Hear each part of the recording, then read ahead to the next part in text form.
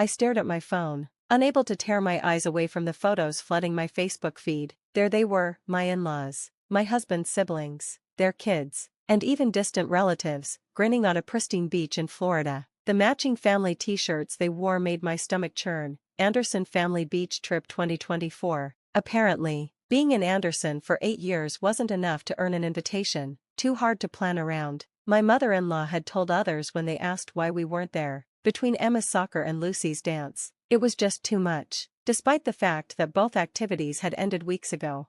I'm Kate Anderson, 34 years old, and for nearly a decade, I'd been trying to live up to my husband's family's idea of perfection. Mike, my husband, was at work when I stumbled upon the hidden vacation, probably unaware that his entire family was off having fun in Florida without us. I scrolled through more photos, my nieces building sandcastles, family dinners by the beach, sunset cruises with everyone raising their glasses. Each image felt like a deliberate reminder of how we were excluded. Our girls, Emma, 8, and Lucy, 6, would have loved it. The group chat, which I wasn't meant to see, accidentally shared by my niece, revealed the truth. They had been planning this for months. My mother-in-law, Sandra, had organized everything, making sure to schedule around everyone's commitments, everyone except us. We can't have Kate complicating things again, she had written. Remember last Christmas when she insisted on leaving early because Lucy wasn't feeling well? Or Easter when Emma had that soccer tournament? It's just easier this way. I set my phone down and walked over to the living room window. Outside, Emma and Lucy were laughing, playing in the sprinkler, unaware that their cousins, whom they adored, were making memories without them. Mike entered, loosening his tie, and saw the look on my face. Kate, what's wrong? I handed him my phone. His face darkened as he scrolled through the photos. They didn't. Mom promised she'd stop doing this. Doing what? I asked, though I already knew. This wasn't the first time Sandra had planned family events without us. There was last year's Christmas brunch we only found out about through photos. The 4th of July barbecue we weren't invited to. Each time, there was an excuse, a misunderstanding, or the assumption that we'd be too busy. Mike ran a hand through his hair, a nervous habit from childhood. I'll call Mom now. This isn't right. Don't, I said, surprising myself with how calm I felt. I have a better idea. For years, I'd tried to please Sandra, shifting our schedule, apologizing for imagined slights, and working to prove we weren't the difficult ones. But as I watched my girls play outside, blissfully unaware of their grandmother's games, something clicked inside me. I grabbed my phone and began making calls, first to my sister, then to my best friend Sarah, and finally to my parents. Within an hour, I had a plan. What are you doing? Mike asked, watching me book flights on my laptop. Planning our own vacation, I answered, one that doesn't need your mother's approval.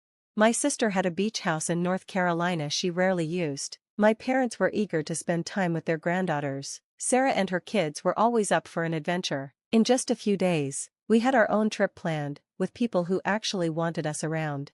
3 days into the Anderson family vacation, Sandra's carefully curated Facebook posts started showing cracks, photos of empty seats at dinner, comments about missing people from their traditional beach games. My nieces and nephews commented on how much they missed Emma and Lucy. That's when the text started, first from my sister-in-law Jenny. The kids keep asking where Emma and Lucy are, Mom's struggling to explain. Then from Mike's brother Tom. This doesn't feel right without you guys, Mom really messed up. Finally, from Sandra herself. I hope you're not upset about the vacation. You know how busy you are with the girls' activities. We were just trying to make it easier for everyone. I didn't respond to any of them. Instead, I shared our own pictures, Emma and Lucy building sandcastles with cousins from my side of the family, sunset picnics with people who celebrated our kids' activities, and game nights where no one was considered too difficult. Having the best time with family who love us exactly as we are. I captioned one photo. It wasn't petty, it was just honest. The responses came fast, likes, comments, and many from extended Anderson family members who didn't even know we'd been left out. Sandra's perfect narrative started to crumble. Why aren't Emma and Lucy here? My young niece had asked at their fancy beach dinner. They're way more fun than this. The video of her question, accidentally posted by my sister-in-law and quickly deleted, said it all. Mike supported me fully. Maybe it's time everyone saw Mom's behavior for what it is, he said, watching our girls chase waves with my side of the family. We're not the problem here. As we sat on the beach that evening, watching the sunset with people who genuinely wanted to be with us, I realized something important. Sometimes, the family you choose is more valuable than the one you're given. And sometimes, the best revenge isn't confrontation, it's living well with people who love you unconditionally. By day 5, Sandra's carefully planned beach vacation had started to unravel. I knew because the frantic texts kept coming, each one more desperate than the last. The kids are miserable, Jenny wrote. They keep watching Emma and Lucy's beach videos. Mom's trying to organize another family photo, but half the cousins won't participate unless all the family is there. Tom added, the video Olivia shared by accident really captured the meltdown. Sandra was in the kitchen, her face red with frustration, while Madison threw a tantrum. I want to play with Emma and Lucy, Madison screamed, tears on her face. Their vacation looks more fun, they even get ice cream for breakfast. They didn't. Of course, it was frozen yogurt. Watching Sandra try to explain why excluding her grandchildren was the right choice made me realize how deep this problem ran. Meanwhile, our North Carolina beach trip was everything a family vacation should be. My parents taught the girls how to fly kites. Sarah's kids introduced them to boogie boarding, and no one complained when Lucy wanted to stop and collect seashells, or when Emma spent hours building sandcastles.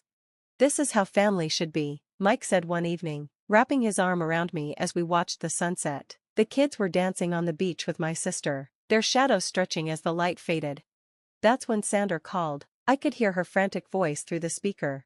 Michael, this vacation is a disaster. The kids are impossible. Tom and Jenny aren't speaking, and your father's back is hurting. We need you here. Mike put the phone on speaker and squeezed my hand. No, Mom, what you need to understand is that family isn't about perfect photos and controlled chaos. It's about love and acceptance. Of course I love you, Sandra protested. That's why I planned this wonderful trip. For everyone, except us. Mike interrupted. You left out my wife and daughters just because they didn't fit your perfect image? Because Kate actually lets the girls be kids, not turning them into props for your ideal family portrait? There was silence on the other end. After a long pause, Sandra replied, but Kate's so particular. The girls have too many activities, and she insists on sticking to their routines. Which means she's a good mom, Mike said, his tone calm. She supports their passions and ensures they're healthy and happy. I know she does, and I'm grateful for that. My eyes welled up as Mike spoke again. Look at the vacation you planned. Mom, is anyone really enjoying it? From what I'm hearing, it sounds more like a staged photo shoot where no one's having fun. At that moment, we heard Madison in the background, whining, I hate this stupid beach. I want to go to Lucy and Emma's beach. Sandra sighed, sounding defeated. I just wanted everything to be perfect. Mike finished firmly, you can't control everything, and when you realize that, maybe you'll start to truly see your grandchildren for who they are, not who you want them to be. When he hung up, we sat in silence, watching the waves as children's laughter echoed from where they were roasting marshmallows with my parents. You know she'll turn this into her drama, I murmured. She'll play the victim. Mike nodded, probably, but right now, I don't care. Look at our girls, Kate. Look at how happy they are with people who love them without conditions. The next morning, my phone buzzed with notifications. Sandra had posted a dramatic message, casting herself as the victim in a family misunderstanding, but the comments didn't go as she hoped. Half the grandkids seemed to be missing from this perfect vacation, one relative commented. Those sweet girls and their mom deserve so much better, another added. Even Jenny chimed in, maybe if we included everyone from the start, this wouldn't be a disaster. By midday, Sandra's post was gone, replaced by a private apology. Maybe I rushed the planning. We all miss you, but it's too late now. We were busy making our own memories, building traditions with people who loved us just as we were. Emma and Lucy were thriving, surrounded by love that wasn't conditional. That evening, while the girls put on a beachside talent show with their cousins, Mike's phone buzzed with a text from his father. Your mom's realizing what she's lost. The vacation ends tomorrow, but the real changes are just beginning. Mike showed me the message and then glanced at the girls, who were taking dramatic bows. Think we should give her another chance? He asked. I watched Lucy tackle her cousin in a big hug, while Emma led everyone into an elaborate final pose. Maybe, I said, but it'll be on our terms this time. No more illusions of the perfect family. Mike nodded. Sometimes, losing something makes you realize its true value, and standing your ground earns the respect you deserve.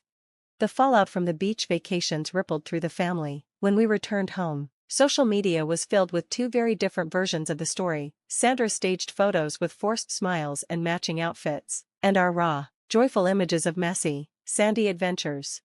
Mom's not handling the comparison well, Jenny told Mike over coffee a week later. People keep asking why Emma and Lucy weren't there. She's running out of excuses. I overheard from the kitchen, but I could hear the tension in Jenny's voice. Do you know what Madison did? She took all the family vacation photos off the fridge and replaced them with printouts from your beach trip. She said she wants to go to the fun beach next time. Mike responded thoughtfully, maybe that's exactly what Mom needs to see. The real shift came at the monthly family dinner, normally hosted at Sandra's, where she controlled every detail. This time, some family members couldn't make it, so we suggested meeting at a restaurant. Sandra arrived last, visibly shaken. Her eyes widened when she saw Emma and Lucy already settled in, showing their cousins seashells from our trip. "Oh," she said, her voice tight, "I didn't realize everyone was already here." "We didn't want to be too difficult to plan around," I said quietly, just loud enough for her to hear. Her face turned red. During dinner, Sandra was quiet as her grandchildren gathered around Emma and Lucy, eagerly asking them to tell stories about their beach adventures. Even the adults seemed more relaxed, swapping childhood beach trip memories. "Remember when we used to just play in the sand for hours?" Tom reminisced. "No schedules, no matching outfits, just fun."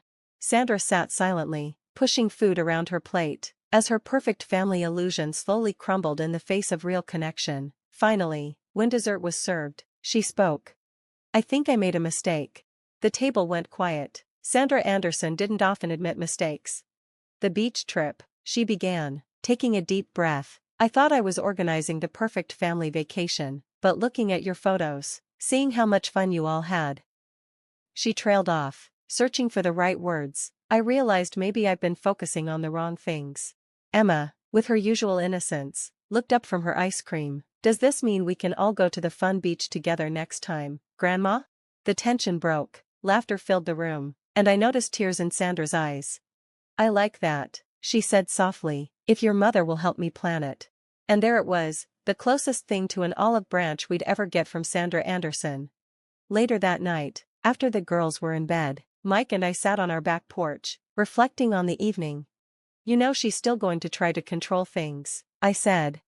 Mike nodded, "Probably, but now she knows she can't exclude us without consequences. And maybe, just maybe, she'll learn that imperfect moments can be the most perfect of all." The next morning, a text from Sandra arrived. "Can we meet for coffee? Just us." I agreed, and 2 days later, I sat across from my mother-in-law at a local cafe. She looked different, less rigid, more human. "I've been looking at your beach photos every day," she confessed, "not because I'm upset, but because I see something I've been missing. Joy, real, unscripted joy." She pulled out her phone and showed me a photo, Lucy laughing, covered in sand, while Emma tried to bury her cousin's feet. It wasn't a perfect shot by Sandra's standards, but it was perfect in its authenticity. "I want to learn," she said simply. "I want to be part of their lives, the real version, not just the posed one I've been trying to create." It wasn't a complete transformation, but it was a start. Sometimes, that's all it takes, just a crack in the perfect facade to let the real light shine through. The next family beach trip was being planned, with input from everyone, and though Sandra would still occasionally fall into her old ways, she was trying, and that's all we could ask for. Because in the end, family isn't about perfect photos or carefully curated moments, it's about love, acceptance, and learning to let go of control in favor of real connection. Emma and Lucy's seashell collection still sits on our mantle, each imperfect piece telling the story of a vacation that changed everything, not because it was perfect, but because it was real. Thanks for watching, see you next time, stay stunned.